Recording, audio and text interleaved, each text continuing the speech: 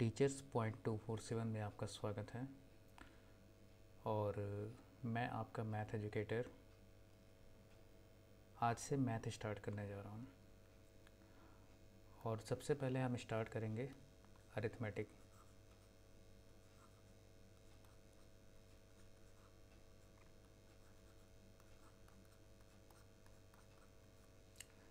Arithmetic में ये ध्यान देने वाली बात है कि कुछ चैप्टर ऐसे हैं जिनका यूज हम हर मतलब कि चैप्टर में होता है, जैसे रेशियो, फ्रैक्शन और परसेंटेज हो गए। आप वर्क एंड टाइम पढ़ेंगे या प्रॉफिट एंड लॉस पढ़ेंगे या फिर SI CI, हर जगह आपको परसेंटेज का यूज मिलेगा, फ्रैक्शन का यूज मिलेगा, रेशियो का यूज मिलेगा। तो सबसे पहले हम स्टार्ट करेंगे फ्रैक्शन की बेसिक अंडरस्टैंडिंग समझेंगे और इसे बहुत ही जल्दी ख़त्म कर देंगे। तो आइए स्टार्ट करते हैं फ्रैक्शन से। हेडिंग डाल देते हैं एक फ्रैक्शन।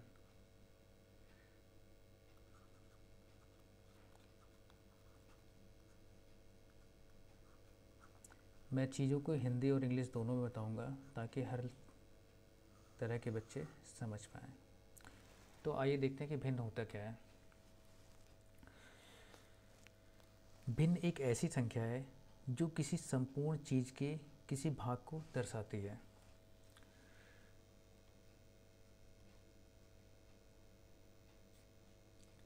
भिन्न ऐसी संख्या है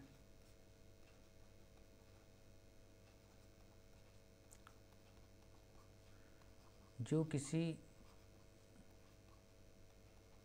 संपूर्ण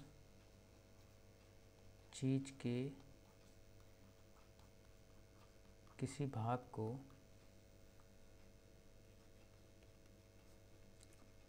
दर्शाती है।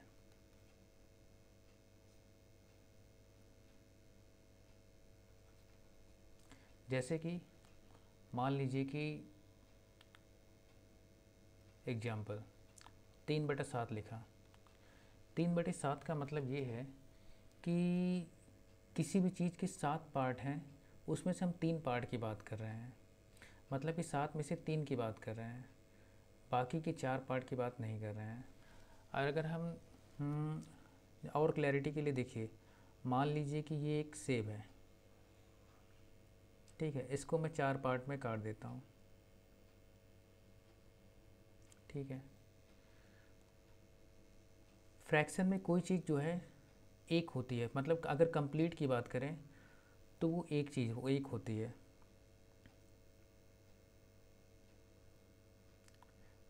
इसको नोट कर लीजिए।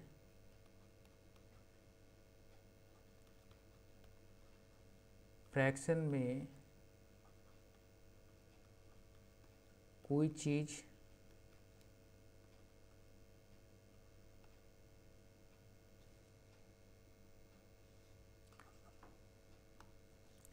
चीज़ अगर पूरी है तो वह एक होगी। जैसे परसेंटेज में किसी चीज़ को 100 माना जाता है, वैसे ही फ्रैक्शन में किसी भी चीज़ को एक माना जाता है। अब मान लीजिए जैसे ये एक सेब है आपका, ठीक है। हाँ, इसमें अगर हम इस पार्ट की बात करते हैं, जिसमें मैंने लाइन खींच दिया, तो ये एक सेब को मैंने 4 पार्ट में डिवाइड किया है, 1 2 3 4। और अगर हम इस पार्ट की बात करें तो इसे हम कहेंगे, इस पार्ट की बात करेंगे तो इसे हम कहेंगे 1/4 हिस्सा है। ये इस सेब का 1/4 हिस्सा है। अब 1/4 हिस्सा अगर ये है तो बाकी के बचे हुए कितने हिस्से होंगे? तो बचे हुए हिस्से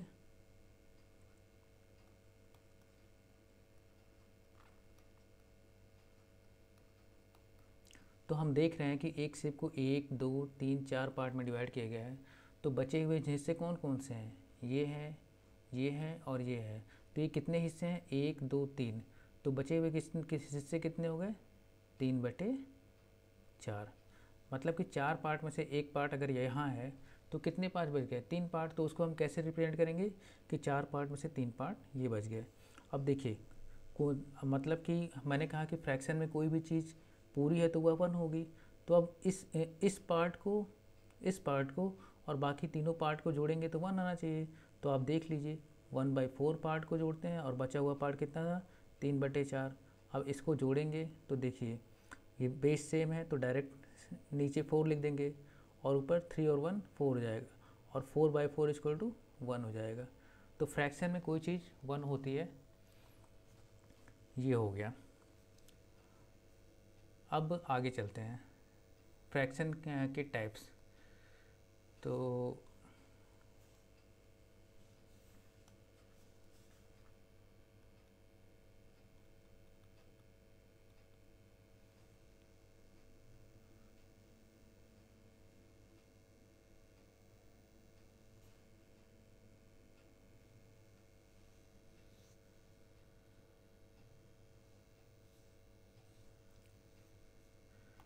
अब हम बात करते हैं फ्रैक्शन कितने टाइप के होते हैं।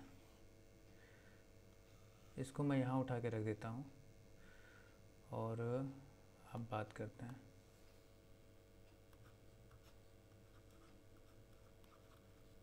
Types of fraction.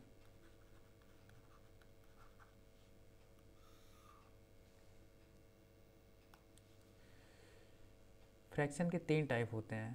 पहला जो होता है, 3 मेन टाइप होते हैं।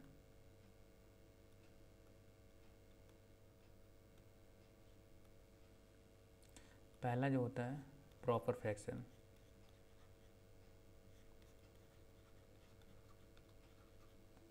इसे हम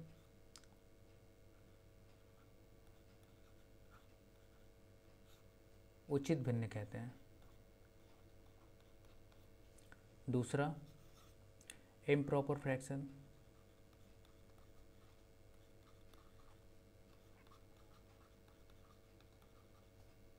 ये आपका कहलाता है अनुचित भिन्न। और तीसरा है मिक्स्ड फ्रैक्शन।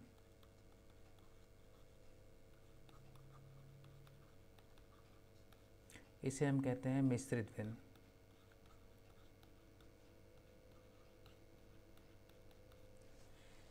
देखिए जहाँ पे ज़रूरत होगी वहाँ मैं लिख दिया करूँगा, लेकिन मैथमेटिक्स में मैक्सिमम चीज़ आप समझने की कोशिश करिए।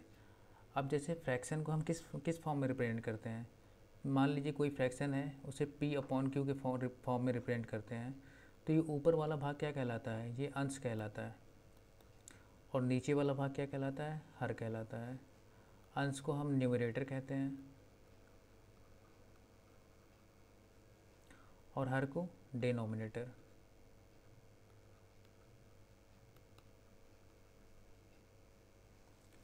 अब देखिए पहले प्रॉपर फ्रैक्शन की बात करते हैं। अगर अंश जो है हर से छोटा होगा, if P is less than Q, तब ये क्या होगा, या अंश जो होगा वो छोटा होगा हर से, तो ये प्रॉपर फ्रैक्शन होगा। प्रॉपर फ्रैक्शन या उचित भिन्न होगा। एग्जाम्पल जैसे 1/2, 3/4, 5/8, ये सब प्रॉपर फ्रैक्शन के एग्जाम्पल हैं। यहाँ देखिए अंश जो है किससे, हर से छोटा है, तो ये प्रॉपर फ्रैक्शन है। पहला हो गया। दूसरा, अब अगर Q is greater than P, या हर जो है वो बड़ा होगा अंश से, मतलब ऊपर वाले का उल्टा, प्रॉपर का उल्टा, तो ये क्या कहलाएगा, इम्प्रॉपर फ्रैक्शन कहलाएगा।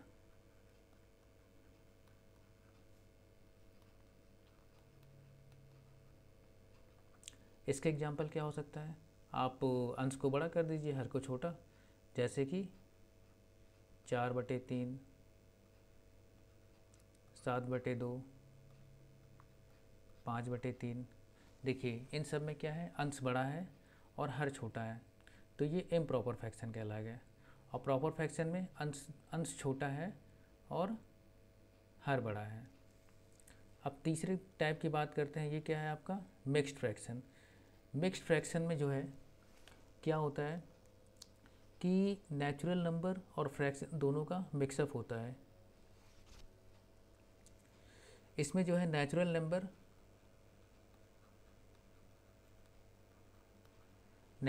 मतलब 1 2 3 जो होती हैं, और प्लस फ्रैक्शन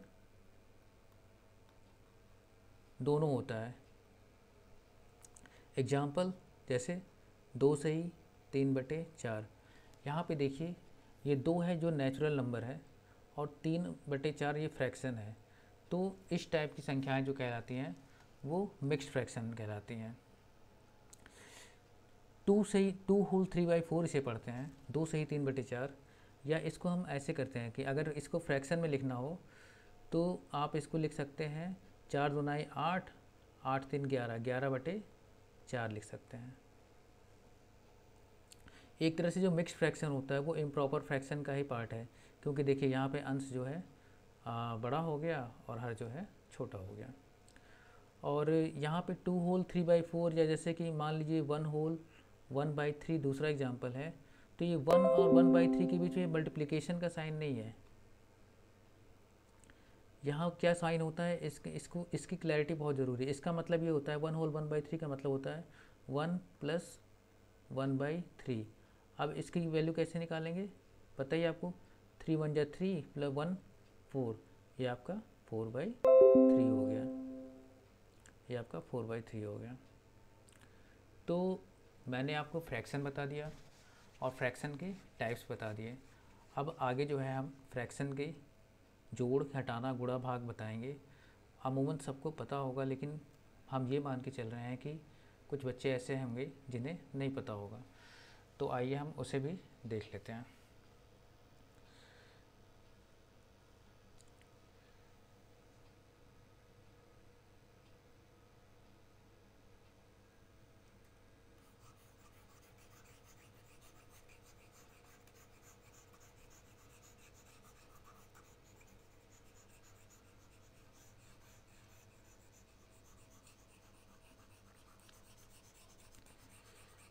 फ्रैक्शन का जोड़, घटाना, गुणा, भाग बहुत ही आसान होता है और इसे हम एक ही लेक्चर में एक एक दो दो एग्जाम्पल लेके ख़त्म कर देंगे।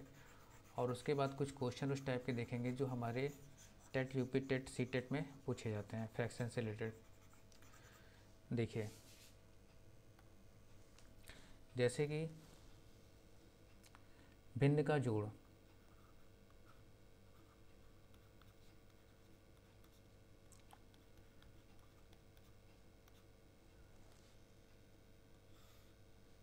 मान लीजिए कि हमें 1/2 + 3/5 इन दोनों को जोड़ना है।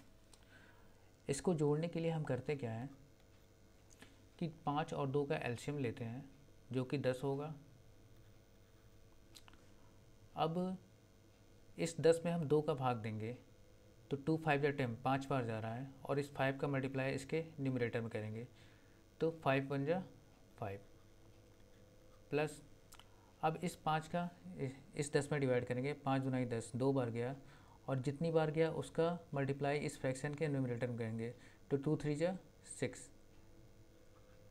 तो ये आपका आ गया 6 5 11, 11/10 होगा।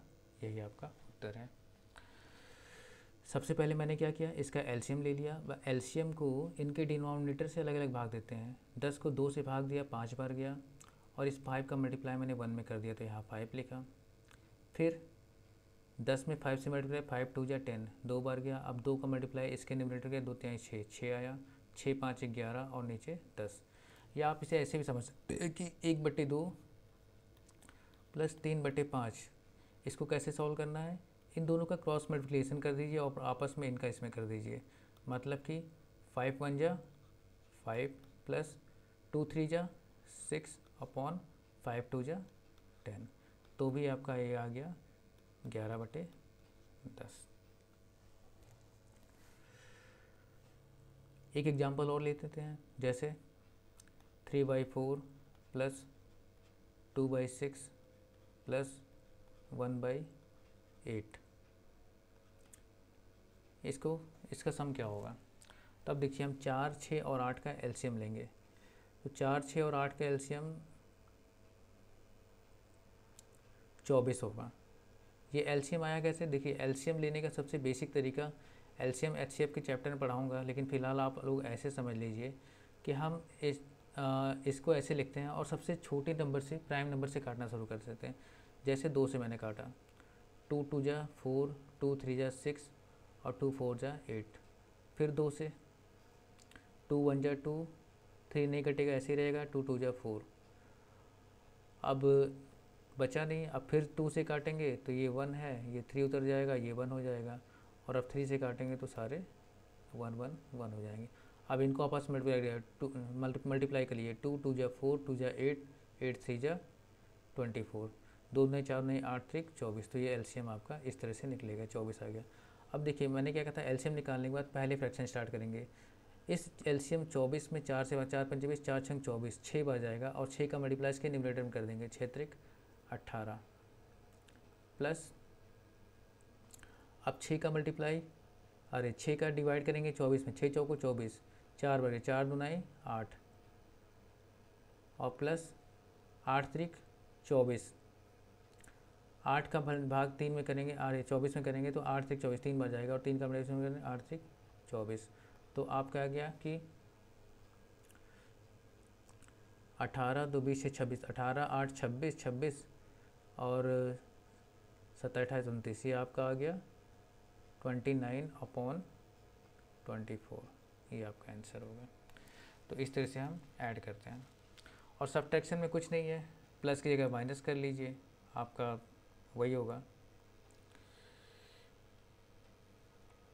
अब हम घटाना देख लेते हैं जल्दी से, एक एक एग्जांपल लेंगे, बोर हो जाएंगे आप लोग, मतलब बहुत ज़्यादा इसको डिटेल लेंगे, ये सभी को पता रहता है ये सब चीज़ें।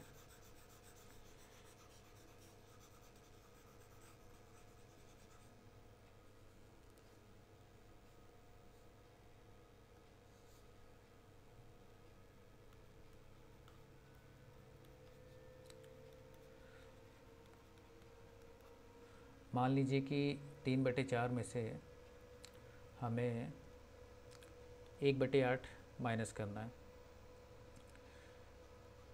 तो वही एलसीएम 4 और 8 का एलसीएम 8 होगा।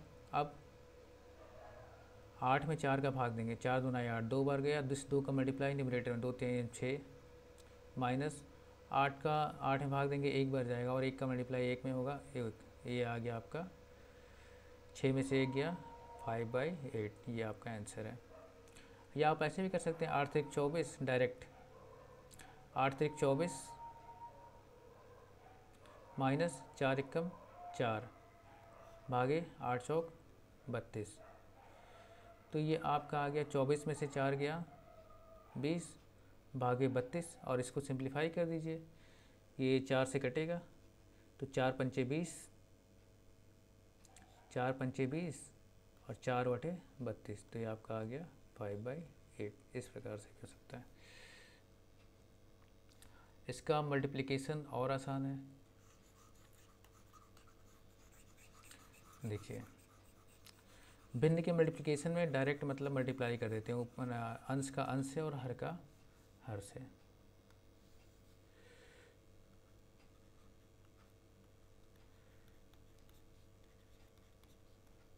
भिन्नों का गुणा सबसे आसान होता है, देखिए जैसे 1/2 का गुणा मुझे 3/5 में करना है, कुछ नहीं करना है, जैसे 3 का मल्टीप्लाई 1 में कर दीजिए, अंश का अंश में 3 हो गया, और 5 का 5 2 जा 10 हो गया। कितने भी हो ऐसे, जैसे मान लीजिए 1/2 गुणे 5/4 गुणे 3/5, तो इसका आपस में मल्टीप्लाई कर लीजिए,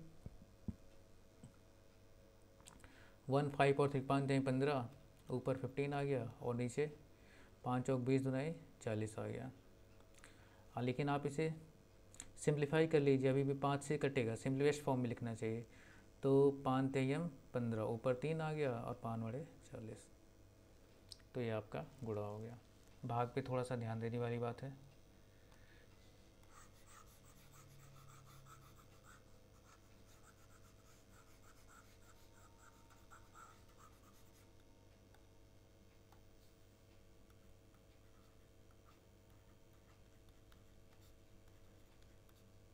भिन्नों का भाग।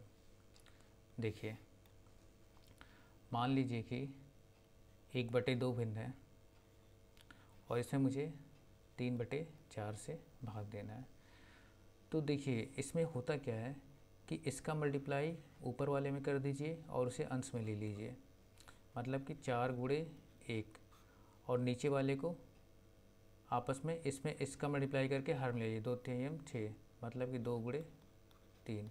तो ये आपका आ गया 4/6 आंसर आ गया, या सिंप्लीफाई कर दिए 2/3। या इसका एक और तरीका है कि जैसे 1/2 है ना, 1/2 में भाग करना था हमें 3/4 का, तो आप इसे ऐसे कर सकते हैं कि 1/2 में गुणा कर दीजिए 4/3 का, तो भी आपका ये भाग हो जाएगा। मतलब कि जैसे जिससे भाग देना है उस फ्रैक्शन का उल्टा करके आप उसी में गुणा कर दीजिए। जैसे 1/2 में भाग करना था 3/4 से, तो मैंने 1/2 को वैसे रहने दिया, गुणे 4/3 कर दिया, और बस इसे सॉल्व कर लिए। 4 का उसमें 1 गुणा होगा, ऊपर 4 हो जाएगा और नीचे 3 2 6। इसे सिंप्लीफाई लिए, 2 2 4 और 2 3 6, ऐसे हो जाएगा भाग।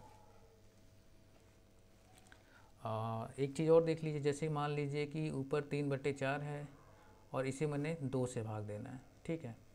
अब नीचे सिर्फ 2 है फ्रैक्शन, तो मतलब कि भिन्न तो है नहीं, तो इसके नीचे हम 1 लगा लेते हैं, ठीक है। अब वही बात हो गई कि इसका मल्टीप्लाई इसमें ऊपर 3 में और 4 का 2 में, मतलब कि ये 3 गुणे 1/4 गुणे 2, मतलब कि 3/8। तो ये हो गया भिन्नों का भाग, और इस प्रकार से भिन्न का बेसिक्स जो है आपका कंप्लीट हो गया। भिन्न में अब देखिए, इसमें कुछ 1 2 चीज़ें मैं बताता हूँ।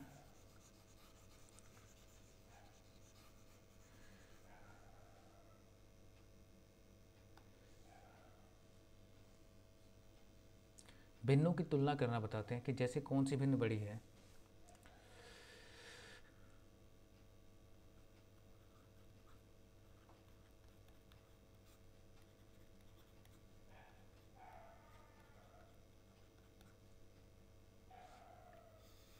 Comparison of fraction. मान लीजिए कि एक भिन्न है 1/4 और दूसरी है 2/5। अब इसमें हमें ये बताना है कि कौन सी भिन्न बड़ी है, तो आप कैसे बताएंगे? एक तो तरीका ये है कि हम 1 में 4 का भाग दे लें, और फिर तो 1 में 4 का भाग दे लें, 2 में 5 का भाग दे लें, और देख लें क्या होगा। तो जैसे 1 में 4 का अगर हम भाग देंगे तो क्या होता है, देखिए, दशमलव लगाएंगे, 0 आया, 4 दूनाए 8, ये 2 आया, दशमलव लगा, ये 0 आया, 4 पंचे 20, 0.25 आया। और दूसरा मतलब कि ये 1/4 की वैल्यू कितनी आ गई, 0.25। और दूसरा है 2 में 5 का भाग देना है, तो हम दशमलव लगा के 0 बढ़ा लिए, 5 चौक 20, 0.4 है।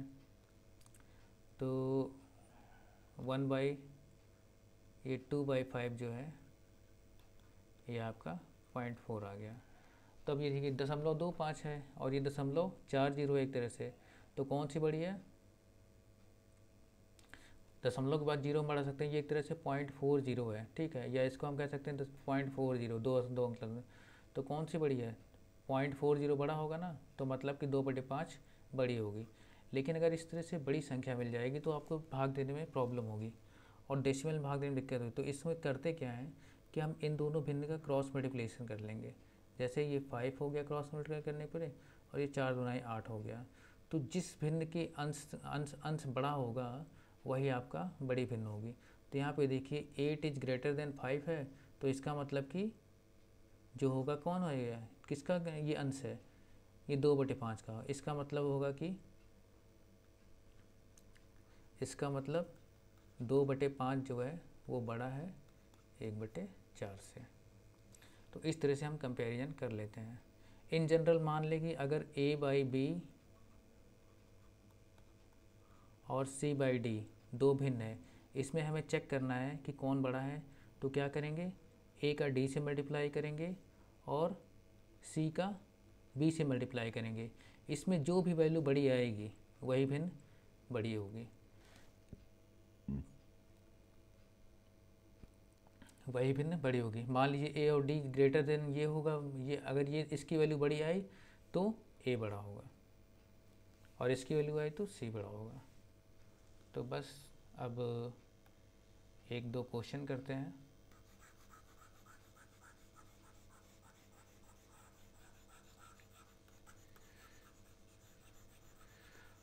और वीडियो को बहुत लंबा नहीं रखते हैं, अगले टॉपिक पे हम चर्चा करेंगे कुछ क्वेश्चन की, उसके बाद परसेंटेज शुरू करेंगे। मान लीजिए कि एक क्वेश्चन है ये,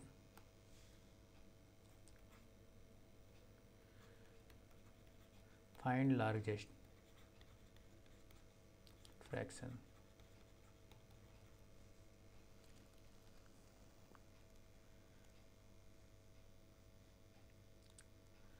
दो बटे तीन, 3/5,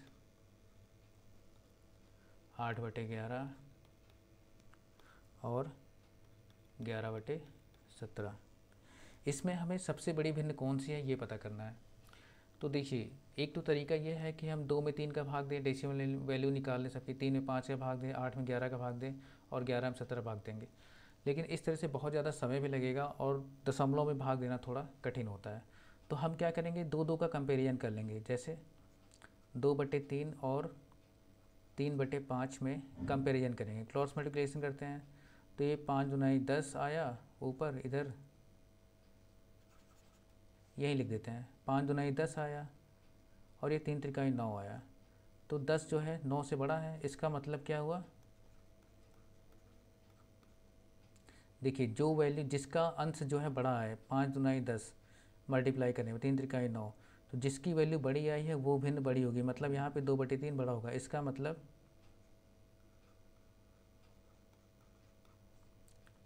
2/3 इज ग्रेटर देन 3/5। अब इन दोनों में ये बड़ा है, तो अब इसका, अब 2/3 और 8/11 की तुलना कर लेते हैं। तो 2/3 और 8/11 में कौन बड़ा है, अरे 8/11 में, हाँ।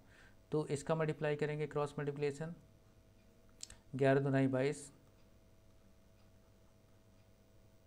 और 8 त्रिक 24। तो यहाँ पे देखिए 24 बड़ा है, इसका मतलब कि इसका मतलब 8/11 जो है वो बड़ा है 2/3 से। तो अब 8/11 2/3 से बड़ा है। आगे हमें बचा क्या, इन दोनों का तुलना करना है। तो 8/11 और 11/17 में तुलना कर लेते हैं।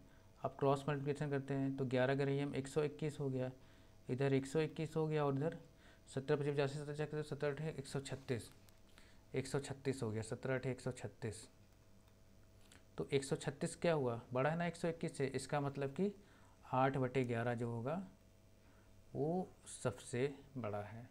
तो ये तरीका मतलब डिवाइड करने से ज़्यादा आसान है कि हम कंपेयर कर लें। इसे समझाने में ज़्यादा समय लगा, वरना ये बहुत ही आसान तरीका होगा, आसान तरीके से हो जाएगा। तो आप लोग प्रैक्टिस करिए कुछ क्वेश्चंस की, और जो लार्जेस्ट होते हैं, लार्जेस्ट स्मॉलेस्ट इस तरह से निकालिए, वो ज़्यादा बेटर होगा। मैं एक क्वेश्चन दे देता हूँ, आप लोग उसे करके कमेंट में बताइए कि इसका आंसर क्या आएगा, इसी मेथड से।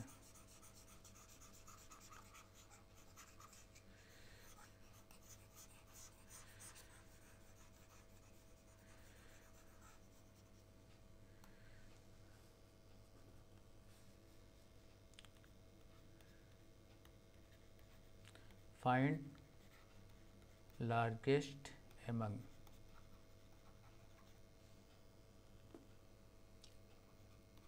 2/7, 1/3, 5/6, 3/4। आपको बताना है कि इन भिन्नों में से कौन सी सबसे बड़ी है, और इसका आंसर आप कमेंट में दीजिए। और अगर आप यहाँ तक पहुँच गए हैं तो वीडियो को लाइक और सब्सक्राइब ज़रूर करिए।